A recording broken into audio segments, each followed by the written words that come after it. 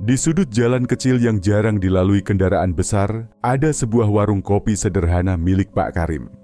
Warungnya hanya berukuran 3 kali 4 meter, berdinding kayu yang mulai lapuk dan atap seng yang sering bocor saat hujan deras. Dulu, warung ini ramai.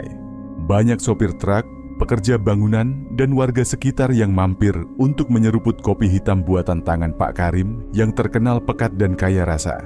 Tapi sekarang, semuanya berubah. Pelanggannya semakin sedikit.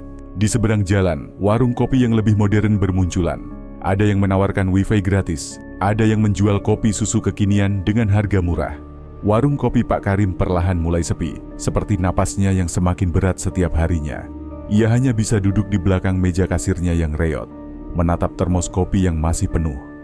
Malam itu, hanya ada satu pelanggan, Bang Darto, seorang supir truk tua yang sudah lama jadi langganannya. Ia menyesap kopi panasnya dengan nikmat, lalu menatap Pak Karim dengan sorot mata kasihan. "Warungmu makin sepi ya, Rim?" Pak Karim hanya bisa mengangguk pelan. Bang Darto menghela napas. Zaman udah berubah. Orang-orang nggak cuman cari kopi, tapi juga tempat yang nyaman. Nyaman? Pak Karim menelan ludah. Baginya, kenyamanan hanyalah kata kosong. Hidupnya jauh dari kata nyaman. Pak Karim sudah kehabisan uang. Warung kopinya sudah hampir bangkrut, tapi masalahnya lebih dari sekadar bisnis. Di rumah, istrinya Bu Siti semakin sering mengeluh soal uang belanja. Anaknya yang masih sekolah butuh uang untuk bayar seragam dan buku. Tagihan listrik menumpuk. Uang sewa rumah belum dibayar 3 bulan. Dan malam itu, Bu Siti menangis di dapur, mengaduk nasi yang hampir habis. "Rim, kita harus cari jalan keluar. Kita nggak bisa terus begini." Pak Karim hanya bisa menatap kosong. Apa yang bisa ia lakukan? Warung ini adalah satu-satunya yang ia punya. Ia tak mungkin bekerja di tempat lain, usianya sudah terlalu tua untuk jadi buruh. Ia butuh uang. Cepat. Tapi dari mana? Saat malam semakin larut, warung semakin sepi. Bang Darto masih duduk di kursinya, merokok sambil menatap langit gelap. Kemudian, ia mencondongkan tubuhnya ke depan, menatap Pak Karim dengan serius. "Rim, lu butuh duit cepat kan?" Pak Karim terdiam. Matanya menatap lurus ke arah pria itu. "Gue tahu satu cara, tapi nggak semua orang berani." Jantung Pak Karim berdegup lebih kencang. "Cara apa?" Bang Darto membuang puntung rokoknya ke lantai. "Pesugihan, Rim." Ruangan mendadak terasa lebih dingin. Angin malam bertiup lewat celah jendela, membuat lampu gantung bergoyang sedikit. Pak Karim tertawa kecil, mencoba meremehkan ucapan itu. "Lu bercanda toh?" Tapi wajah Bang Darto tetap serius. "Gue nggak bercanda, ada tempat di luar kota di kaki gunung. Orang-orang bilang kalau lu mau usaha laris, lu harus kasih tumbal." Pak Karim menelan ludah. Bang Darto melanjutkan dengan suara pelan. "Gua kenal orang yang udah ngelakuin ini. Warungnya tadinya mau bangkrut. Sekarang lu lihat sendiri, pelanggan datang tanpa henti. Cuma butuh 1 tumbal." Suara itu bergema di kepala Pak Karim. Ia ingin menertawakan ide gila itu. Tapi, kalau memang benar bisa menyelamatkan warungnya? Malam semakin larut. Kopi di cangkir Pak Karim sudah dingin, tapi pikirannya terus bergolak. Ia tidak percaya dengan hal mistis. Tapi, untuk pertama kalinya dalam hidupnya, ia mulai mempertimbangkannya. Setelah Bang Darto pulang, Pak Karim duduk sendirian di warungnya yang kosong. Hujan mulai turun rintik-rintik, mengetuk-ngetuk atap seng yang sudah berkarat. Pikirannya masih berputar pada kata-kata Bang Darto. Pesugihan. Sesuatu yang selama ini hanya ia dengar dari cerita-cerita orang kampung. Orang-orang yang tiba-tiba jadi kaya. Usaha yang mendadak ramai, tapi kemudian menghilang begitu saja. Cuma butuh 1 tumbal. Suara itu seperti terus berbisik di kepalanya. Pak Karim menggeleng keras. Ia bukan orang jahat. Ia bukan orang yang bisa mengorbankan nyawa hanya demi uang. Tapi saat ia membayangkan warungnya yang semakin sepi, istrinya yang terus menangis, dan anaknya yang mungkin harus berhenti sekolah, apakah ada pilihan lain? Malam itu, saat ia pulang ke rumah, Bu Siti sudah menunggunya di ruang tamu. "Rim, kita udah nggak punya beras. Suara istrinya lirih tapi terdengar seperti hantaman palu di kepala Pak Karim. Ia menelan ludah, mencoba menenangkan diri. Besok aku cari pinjaman. Bu Siti hanya diam. Ia sudah terlalu sering mendengar janji itu. Pak Karim beranjak ke kamar, tapi sebelum ia masuk, ia mendengar suara lirih dari istrinya. Atau, kita tutup saja warung itu? Pak Karim membeku di tempat. Tutup? Itu berarti menyerah. Itu berarti ia telah gagal.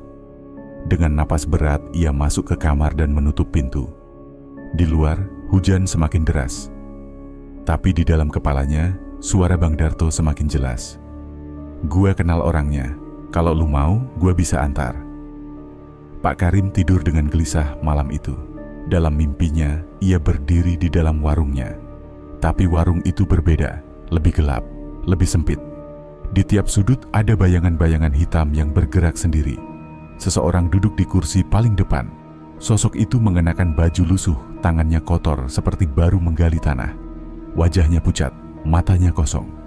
Di depannya ada cangkir kopi yang berisi cairan hitam pekat yang tak bergerak. Sosok itu mengangkat kepalanya, menatap Pak Karim dengan sorot mata kosong. Lalu ia berbisik, bayarnya dengan nyawa. Pak Karim terbangun dengan napas tersengal. Keringat dingin membasahi tubuhnya. Di luar azan subuh berkumandang, tapi entah kenapa rumahnya terasa lebih dingin dari biasanya. Dan dalam hatinya ia tahu, ia mulai mempertimbangkan tawaran Bang Darto. Hari itu, Pak Karim merasa seperti orang yang berjalan dalam kabut. Ia masih ragu, tapi setiap kali ia melihat warungnya yang kosong, Bu Siti yang semakin pucat wajahnya, dan anaknya yang pulang sekolah dengan seragam robek tanpa bisa diganti, keraguannya semakin tipis. Menjelang sore, saat warungnya benar-benar tanpa pelanggan, ia mengeluarkan ponsel bututnya dan mengetik pesan kepada Bang Darto. Gua mau tahu lebih lanjut soal pesugihan itu. Tak butuh waktu lama, ponselnya bergetar. Besok malam, siapkan mental lu, Rim. Ini bukan mainan. Pak Karim menggenggam ponselnya erat. Tangan gemetar, tapi dalam dadanya ada api kecil yang mulai menyala. Malam itu, hujan turun deras. Angin kencang berhembus membuat dinding warungnya bergetar. Saat ia hendak menutup warung, bel pintu berbunyi. Seorang pria tua masuk. Pak Karim tidak mengenalnya. Wajahnya cekung, matanya seperti tidak punya cahaya. Bajunya basah kuyup, tapi anehnya, lantai di bawahnya tetap kering. Pria itu duduk di kursi depan, persis di tempat Bang Darto duduk semalam. Satu kopi, suaranya parau, hampir seperti bisikan. Pak Karim mengangguk, meskipun tubuhnya mendadak terasa dingin. Saat ia menyeduh kopi, ia bisa merasakan tatapan pria itu menembus punggungnya. Ketika kopi selesai dibuat, Pak Karim meletakkannya di depan pria itu. Tapi pria itu tidak langsung minum. Ia mengangkat wajahnya, menatap Pak Karim dengan mata yang kini terlihat lebih dalam, lebih gelap. Jangan lakukan. Jantung Pak Karim berdegup kencang. Apa maksud Bapak? Pria itu tersenyum kecil, senyuman yang membuat bulu kuduk Pak Karim meremang. Ia meraih kopinya, meniupnya pelan, lalu berkata, nasi yang sudah dimakan tidak bisa dimuntahkan lagi. Ia lalu meminum kopinya dengan tatapan yang tetap tertuju pada Pak Karim. Seperti sedang mengingatkan sesuatu atau memperingatkan. Saat cangkir itu kosong, pria itu berdiri dan berjalan keluar. Pak Karim terpaku. Ia menoleh ke lantai tempat pria itu duduk, basah, dan ada bekas jejak kaki mengarah ke pintu keluar. Pak Karim berlari keluar untuk melihat kemana pria itu pergi. Tapi jalanan sudah kosong. Yang ada hanya hujan yang turun semakin deras. Malam itu, Pak Karim tidak bisa tidur. Ia tahu ia telah melangkah ke sesuatu yang tak bisa dijelaskan. Tapi, apakah ia akan berhenti? Tidak. Besok malam, ia akan pergi bersama Bang Darto. Dan setelah itu, ia tidak akan pernah bisa kembali seperti sebelumnya. Malam itu, hujan turun tipis. Jalanan basah memantulkan lampu-lampu jalan yang redup. Pak Karim berdiri di depan warungnya. Rokok yang dipegangnya sudah habis separuh, tapi ia sama sekali tidak menghirupnya. Di ujung jalan, lampu truk tua berkelip-kelip sebelum akhirnya berhenti tepat di depan warungnya. Bang Darto turun, mengenakan jaket tebal, wajahnya serius. "Udah siap?" tanyanya tanpa basa-basi. Pak Karim tidak menjawab. Ia hanya mematikan rokoknya, menghembuskan napas panjang, lalu naik ke dalam truk.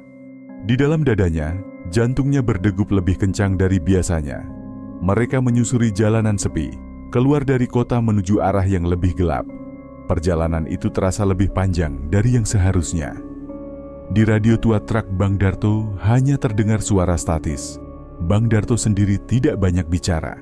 Pak Karim hanya menatap jalanan yang semakin sunyi, melewati pepohonan yang gelap di kanan kiri. Perasaan aneh mulai menyusup ke dalam dirinya. Setiap kali ia menoleh keluar jendela, ia merasa ada sesuatu yang bergerak di antara pohon-pohon. Bukan hewan, tapi bayangan. Di tengah perjalanan, Bang Darto akhirnya buka suara. "Ntar pas sampai, jangan banyak tanya." Pak Karim menoleh. "Kenapa?" Bang Darto tetap menatap ke depan. "Karena semakin lu tahu banyak, semakin susah lu keluar." Pak Karim terdiam. Ia ingin bertanya lebih jauh, tapi sesuatu di dalam dirinya menahan. Mungkin ia memang tidak seharusnya tahu terlalu banyak. Setelah hampir 1 jam, mereka akhirnya sampai. Di tengah hutan, ada sebuah bangunan tua, seperti gubuk reot, tapi terasa lebih besar dari yang seharusnya. Tidak ada penerangan selain lampu truk mereka. Tapi di dalam, ada cahaya redup yang berkedip-kedip, seperti nyala lilin. Pak Karim turun dari truk dengan perasaan yang sulit dijelaskan. Dingin, tapi bukan karena udara. Dingin yang menusuk sampai ke tulang. Dari dalam gubuk terdengar suara langkah kaki. Seseorang keluar. Seorang pria tua, berjubah hitam, matanya cekung, senyumnya tipis. Ia memandang Pak Karim dari atas ke bawah, lalu berkata dengan suara serak, "Kau datang karena ingin meminta sesuatu, kan?" Pak Karim menelan ludah. Bang Darto menepuk bahunya pelan. "Masuklah, Rim." Pak Karim menoleh ke arah jalanan gelap di belakangnya. Ia tahu jika ia melangkah ke dalam, tidak akan ada jalan kembali. Tapi kakinya tetap melangkah. Ia masuk ke dalam gubuk, dan pintu di belakangnya tertutup dengan sendirinya. Pak Karim duduk di depan dukun berjubah hitam. Tubuhnya tegang. Di ruangan sempit itu, udara terasa lebih berat. Seperti ada sesuatu yang menekan dada Pak Karim dari segala arah. Dukun itu tersenyum tipis, seolah tahu Pak Karim telah sampai pada titik tanpa harapan. "Kau ingin warungmu laris?" tanya dukun itu dengan suara serak. Pak Karim menelan ludah dan mengangguk. "Aku bisa membuat itu terjadi," lanjut dukun itu. "Tapi ada syaratnya." Pak Karim menegang. "Syarat?" Dukun itu menggeser mangkuk besar berisi cairan hitam pekat ke hadapan Pak Karim. "Pesugihan butuh tumbal." Darah Pak Karim seakan berhenti mengalir. "Tumbal." Kata itu menggema di kepalanya. Dukun itu melanjutkan, "1 nyawa, itu harga awalnya." Pak Karim ingin bangkit, ingin menolak. Tapi bayangan warungnya yang sepi, hutangnya yang menumpuk, dan masa depan anaknya yang suram menghantam pikirannya. Lalu ia mendengar suara yang begitu pelan, "Siapa yang bisa kau korbankan?" Pak Karim menggigit bibir. Lalu perlahan, wajah seseorang terlintas di pikirannya. Pak Karim berjalan pulang dengan langkah berat. Di kepalanya hanya ada 1 nama, Bang Darto. Bang Darto sudah lama dikenalnya. Teman lama, tempatnya berhutang, tapi juga orang yang terus menekannya. "Kalau gua nggak ada, hidup gua lebih tenang." Bisikan itu muncul begitu saja. Saat ia tiba di rumah, ia duduk diam di kursi kayu, menatap kosong ke lantai. Ia harus memilih, dan ia tahu pilihannya akan mengubah segalanya. 2 hari berlalu dan Pak Karim akhirnya mengambil keputusan. Malam itu, ia mengajak Bang Darto untuk bertemu di pinggir kota, di sebuah jalanan sepi dekat kebun kosong. "Ada yang mau gua omongin, Dar. Penting." Bang Darto datang tanpa curiga. Mereka berbincang sebentar. Rokok di tangan Bang Darto berkali-kali mengepulkan asap tipis di udara malam. Saat Bang Darto asik bercerita, Pak Karim melihat ke arah jalanan gelap. Di kejauhan, lampu truk mulai terlihat. Ini kesempatannya. Dengan suara pelan, hampir seperti gumaman, ia berbisik, "Maaf, Dar." Lalu, bruak, Truk yang melaju kencang menghantam tubuh Bang Darto. Darah mengalir di aspal. Tubuhnya terpental beberapa meter, tidak bergerak. Pak Karim membatu di tempatnya. Jantungnya berdegup kencang. Sopir truk turun, panik. Orang-orang mulai berdatangan. Dan Pak Karim hanya berdiri di sana, menatap tubuh Bang Darto yang tergeletak. Ia baru saja menyerahkan tumbal. Malam itu Pak Karim pulang dengan tubuh gemetar. Di rumah ia duduk di depan dapur, menatap teko kopi yang kosong. Tiba-tiba, bel warungnya berbunyi, padahal sudah larut malam. Saat ia membuka pintu, tidak ada siapa-siapa. Tapi, di depan warung, ada secarik kertas hitam dengan tulisan merah. Tumbal diterima, bersiaplah menerima bagianmu. Pak Karim menelan ludah. Lalu, angin dingin berembus, membuatnya merinding. Dan entah kenapa, dari arah dalam warung, ia mencium aroma kopi yang lebih tajam dari biasanya. Keesokan paginya, warung Pak Karim terasa berbeda. Udara di dalamnya lebih hangat, lebih nyaman. Dan yang lebih aneh lagi, pelanggan mulai berdatangan tanpa henti. Seorang pria lusuh masuk, wajahnya tampak lelah. Kopi hitam, yang panas. Pak Karim masih bingung, tapi ia menuruti permintaan itu. Saat kopi disajikan, pria itu menatapnya lama sebelum menyeruputnya. Lalu, ia tersenyum puas. Kopinya enak, saya pasti balik lagi. Pak Karim menahan napas. Ia melihat ke sekeliling warung, di mana kursi-kursi mulai terisi. Pesugihan itu berhasil.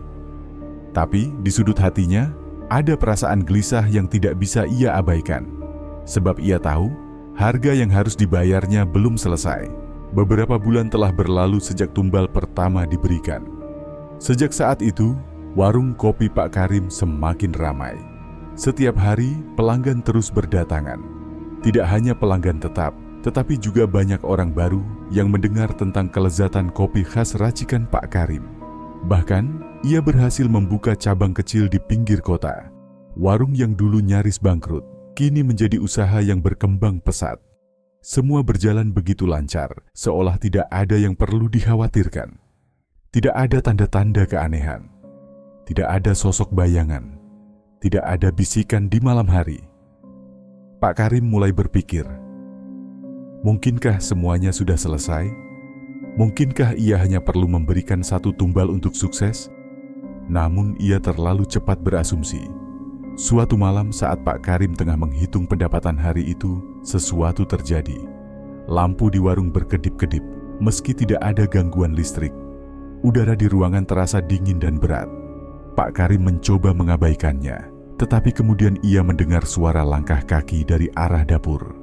Pelan, teratur, seperti seseorang sedang berjalan di sana. Ia menelan ludah. Tangan gemetar saat ia melangkah menuju dapur. Ketika ia membuka pintu, tidak ada siapa-siapa. Hanya meja-meja kosong dan aroma kopi yang masih tersisa. Namun tepat saat ia hendak berbalik, waktunya sudah tiba. Suara itu datang begitu dekat, tepat di telinganya. Pak Karim terlonjak mundur, dada berdebar kencang. Ia menoleh ke sekeliling. Tidak ada siapa-siapa, namun ia tahu makna dari suara itu. Sudah waktunya memberikan tumbal lagi. Pak Karim ingin mengabaikannya. Ia ingin percaya bahwa semua ini hanya halusinasinya. Tapi keesokan harinya, sesuatu yang lebih mengerikan terjadi. Pagi itu, ketika ia datang ke warung untuk membuka pintu, ia menemukan sesuatu di depan pintu masuk. Seekor ayam hitam mati. Lehernya seperti dipelintir, matanya menatap kosong ke arah langit. Pak Karim tahu ini bukan kebetulan. Tanda ini jelas. Tumbal kali ini harus lebih besar. Bukan sekadar satu orang tak dikenal yang datang sebagai pelanggan. Bukan sekadar seseorang yang kebetulan berada di waktu dan tempat yang salah. Tumbal kali ini harus berarti lebih. Mungkin seseorang yang lebih dekat dengannya. Atau seseorang yang lebih berharga. Pak Karim menggertakkan giginya. Dadanya terasa sesak. Bagaimana jika ia tidak melakukannya? Apa yang akan terjadi padanya? Namun jika ia melanjutkan, siapa yang akan ia pilih? Malam itu Pak Karim tidak bisa tidur. Ia tahu apapun keputusannya tidak ada jalan kembali. Sejak malam itu Pak Karim tidak bisa tenang. Tanda-tanda sudah jelas. Ia harus memberikan tumbal lagi. Namun kali ini berbeda. Jika sebelumnya tumbal bisa dipilih secara acak, kini ia merasakan tekanan yang jauh lebih besar. Tumbal kali ini harus lebih berharga. Dan jika kau tidak memilih, maka kau yang akan menjadi gantinya. Suara itu terus terngiang di benaknya. Pak Karim merasa sekujur tubuhnya merinding. Apa maksudnya? Apakah harus seseorang yang ia kenal? Atau seseorang yang memiliki hubungan dekat dengannya? Ia tidak ingin melakukan ini lagi. Tetapi, jika ia tidak menuruti perintah itu, ia tahu apa yang akan terjadi. Ia akan menjadi korban berikutnya. Dalam kebingungan dan frustrasinya, hal-hal aneh mulai terjadi. Pertama, kopi di warungnya mulai berubah rasa. Beberapa pelanggan mengeluh bahwa kopi mereka terasa pahit dan berbau busuk. Bahkan seorang pelanggan tua muntah-muntah setelah meneguknya. Wajahnya seketika pucat pasi. Kedua, warungnya terasa lebih sunyi. Bukan karena sepi pengunjung, justru sebaliknya, warung tetap ramai. Namun ia merasa ada sesuatu yang diam-diam mengawasinya. Setiap sudut terasa lebih gelap dari biasanya. Dan di antara kerumunan pelanggan, ia selalu merasa ada yang tidak bergerak. Seseorang atau sesuatu yang terus menatapnya. Ketiga, pegawai-pegawainya mulai sakit satu persatu. Awalnya hanya demam ringan. Namun beberapa dari mereka mengaku mengalami mimpi buruk yang sama. Mereka melihat Pak Karim berdiri di depan mereka, menatap dengan mata kosong, sementara sosok hitam menjulang tinggi di belakangnya. Mereka terbangun dengan tubuh dingin dan lemas, seolah sesuatu telah menghisap tenaga mereka. Pak Karim mulai ketakutan. Apakah ini peringatan? Atau lebih buruk lagi, apakah ini tanda bahwa jika ia tidak segera memberikan tumbal, maka ia sendiri yang akan menjadi korban? Pak Karim mulai melihat sekelilingnya dengan cara yang berbeda. Ia tidak lagi melihat manusia sebagai manusia. Ia melihat mereka sebagai kemungkinan, sebagai calon tumbal. Seorang pelanggan tetap yang selalu datang malam-malam sendirian. Mungkin bisa. Seorang pegawai baru yang masih muda dan belum punya keluarga di kota ini. Mungkin bisa, tapi setiap kali ia berpikir untuk memilih seseorang, ia teringat wajah mereka.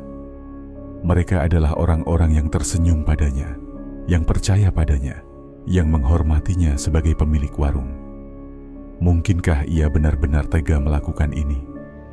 Waktu terus berjalan. Batas waktu semakin dekat. Dan Pak Karim masih belum memilih. Malam itu saat Pak Karim sedang merapikan warung setelah pelanggan terakhir pergi, lampu tiba-tiba berkedip-kedip. Udara di dalam ruangan terasa lebih dingin. Pak Karim berdiri diam di tengah warung. Jantungnya berdegup keras. Lalu, pintu warung terbuka sendiri, berderit pelan. Angin malam masuk membawa bau tanah basah yang aneh. Pak Karim melangkah mundur.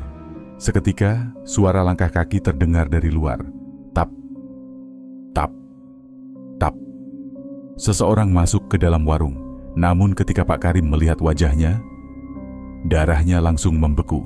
Itu Bang Darto, korban tumbalnya yang pertama. Bang Darto berdiri diam, mengenakan pakaian yang sama seperti malam ia menghilang. Wajahnya pucat, matanya kosong.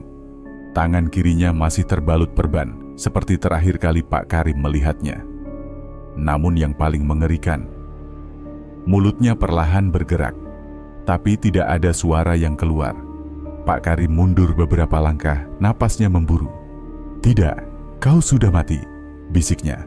Bang Darto tetap diam, namun matanya yang kosong perlahan mulai berubah. Dari kosong menjadi penuh kemarahan. Tiba-tiba, semua gelas kopi di warung pecah bersamaan. Pak Karim terjatuh ke lantai, tubuhnya gemetar, dan saat ia mengangkat kepalanya, Bang Darto sudah berada tepat di hadapannya. Ia berbisik dengan suara parau, "Giliranku sudah selesai, sekarang giliranmu." Pak Karim berteriak. Namun suara teriakannya hilang dalam kesunyian malam. Pak Karim tidak bisa lagi berpikir jernih. Warungnya masih ramai. Pelanggan masih datang dan menikmati kopinya. Namun ia sendiri tak bisa menikmati kesuksesan ini. Setiap malam, Bang Darto kembali. Bukan dalam mimpi, bukan dalam imajinasi, ia hadir. Pak Karim merasakan kehadirannya di sudut warung, di dapur, di belakangnya setiap kali ia sendirian. Namun, yang paling membuatnya takut adalah suara itu. "Maaf Dar." Suaranya sendiri, suara yang ia ucapkan sesaat sebelum Bang Darto tertabrak truk. Beberapa malam terakhir Pak Karim tidak bisa tidur. Setiap kali ia memejamkan mata, ia kembali ke malam itu. Jalanan sepi, asap rokok yang mengepul dari tangan Bang Darto. Lampu truk di kejauhan, bisikannya sendiri. "Maaf Dar." Bruak. Pak Karim terbangun dengan napas tersengal. Namun malam itu berbeda. Ia terbangun, tetapi suara kecelakaan itu masih terdengar. Dan saat ia menoleh ke arah pintu kamarnya yang sedikit terbuka, ada sosok yang berdiri di sana. Tubuhnya ringsek, bajunya masih berlumuran darah. Kepalanya miring, matanya kosong. "Bang Darto." Pak Karim menjerit. Namun sosok itu tidak bergerak, hanya menatapnya dalam diam. Sampai akhirnya dengan suara serak, ia berbisik, "Maaf Dar." Pak Karim tak bisa bertahan lebih lama. Ia meninggalkan rumahnya, berlari ke warung, berharap tempat yang ramai bisa membuat teror ini menghilang. Namun begitu ia sampai di sana, sesuatu terasa aneh. Warungnya kosong, tidak ada pelanggan, tidak ada pegawai, hanya ada kursi-kursi yang terbalik, aroma kopi basi yang menyengat, dan satu sosok yang duduk di meja paling pojok. "Bang Darto." Pak Karim membeku di ambang pintu. Bang Darto menatapnya dengan ekspresi kosong. Kemudian ia berdiri dan mulai berjalan ke arahnya. Langkahnya pelan, namun suara langkah itu bergema di seluruh ruangan. Pak Karim mundur, tetapi tubuhnya terasa kaku. Ia ingin lari, tapi kakinya gemetar hebat. Dan saat Bang Darto sudah hanya beberapa langkah darinya, ia mendengar suara itu lagi. "Maaf Dar." Namun kali ini bukan ia yang mengucapkannya. Pak Karim tidak ingat bagaimana ia bisa keluar dari warung. Yang ia tahu, ia sudah berlari tanpa arah. Napasnya tersengal. Namun Bang Darto ada di mana-mana. Di tikungan jalan, di kaca toko yang ia lewati, di bayangannya sendiri. Dan saat ia akhirnya sampai di jalan besar, ia melihat ke seberang. Bang Darto berdiri di sana. Di tempat yang sama saat ia dulu menjebaknya. Di bawah lampu jalan yang remang, sosoknya tetap ringsek, tetap penuh darah. Namun kali ini, ia tersenyum. Pak Karim mundur selangkah, kemudian selangkah lagi. Dan saat ia mendengar suara klakson truk dari samping, semua sudah terlambat. Bruak. Tubuhnya terpental beberapa meter, menghantam aspal. Darah menggenang di sekitarnya. Sama seperti Bang Darto dulu. Keesokan harinya, warga menemukan jasad Pak Karim di jalan yang sama tempat Bang Darto meninggal. Orang-orang hanya bisa bergumam, mengatakan bahwa ia dihantui rasa bersalah. Namun beberapa orang percaya Bang Darto menjemputnya. Setelah kematiannya, warung kopi Pak Karim terbengkalai. Namun beberapa orang yang lewat kadang melihat warung itu tetap menyala di malam hari. Dan dari dalamnya, samar-samar terdengar suara seseorang berbincang. Seperti dua orang teman yang sedang mengobrol di malam hari. Hanya saja, tak ada siapapun di sana. Terima kasih telah menonton video ini. Jangan lupa untuk like, komen, dan subscribe, serta nyalakan notifikasi agar tidak ketinggalan video-video selanjutnya.